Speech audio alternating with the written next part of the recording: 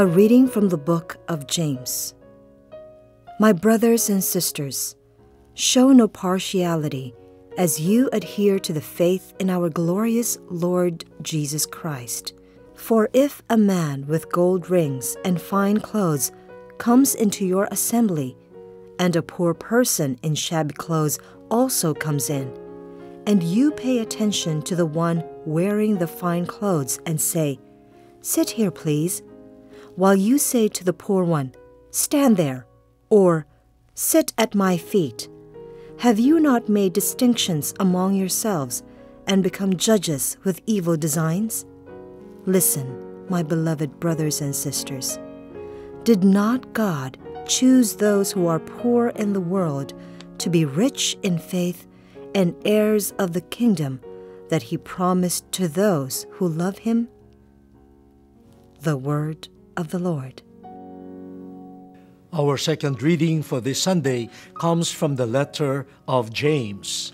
We have been reflecting on exiles and the experiences of captivity.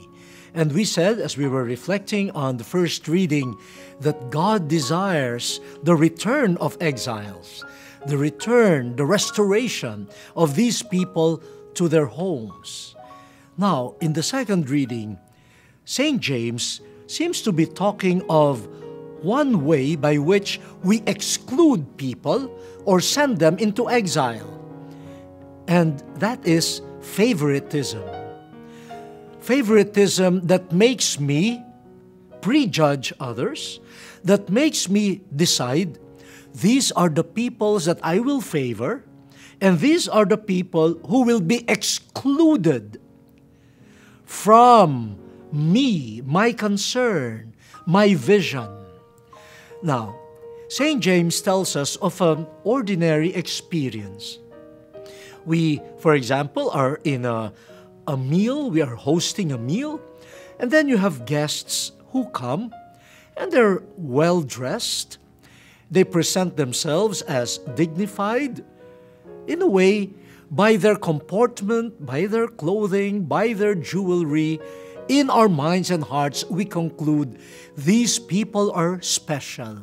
And so, in our minds, we already decide that these people are the ones that we will take in.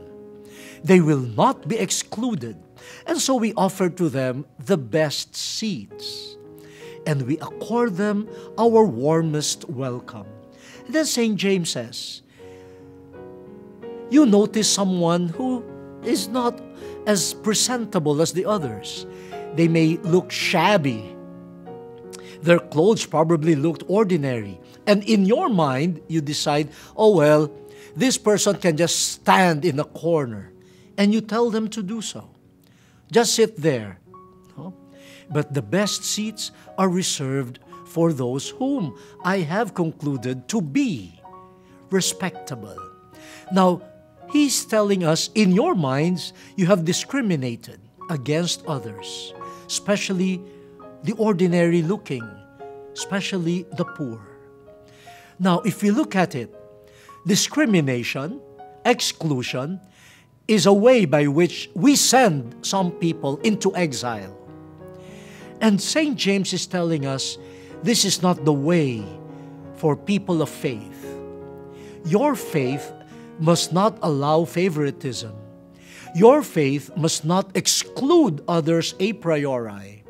Your faith must not send the poor, most especially, into exile. Your faith must not lead you to driving people away from your vision, and especially from your heart. And St. James brings us back to God. He says, God sees those whom the world considers poor, and God makes them rich. This is the same God that the prophet Isaiah in the first reading talked about. The God who will end exiles, the God who will free people held in captivity, the God who will bring them home. In our world, there are those who are literally homeless, But there are people also who have no homes in our hearts and will not find homes in our consciousness because we have already vanished them into exile. Now, dear brothers and sisters, faith does not allow that attitude. Faith must lead to a love or a charity that is able to embrace many, many people. Are we sending others, especially the poor, into exile?